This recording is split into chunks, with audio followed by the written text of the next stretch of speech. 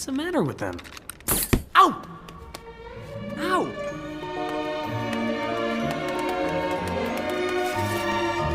Hello guys, welcome to Mstream. Narito ng Tagalog movie breakdown ng pelikulang Madagascar, Escape to Africa. Ano-ano kaya mga detalye, clever references na nalagpasan mo dito?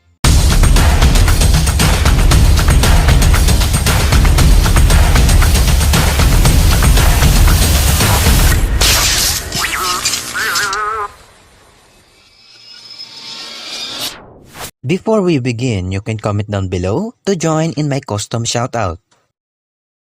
Ang pelikulang ito ay sumunod sa una nilang pelikula noong 2005. Nagbabalik sila Alex ang leon, Marty ang zebra, Melman ang giraffe, at si Gloria na isang hippo.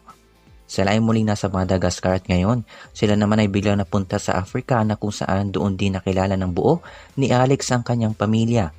Nalaman niya na ang kanyang nakaraan sa pamamagitan ng kanyang balat sa kamay at tingnan niyo ang hugis ng kanyang balat. Siya ay parang isang kontinente ng Africa, di ba?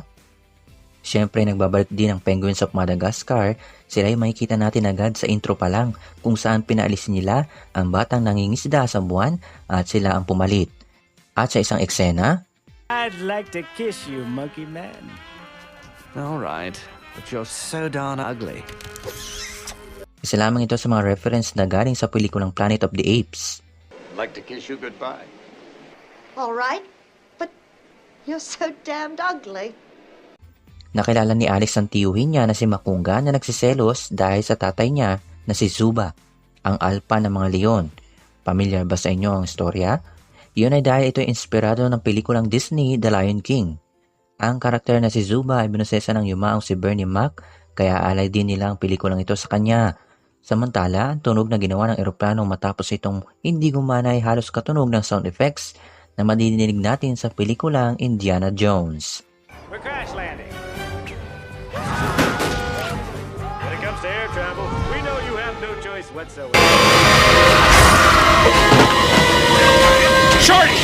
Get our stuff!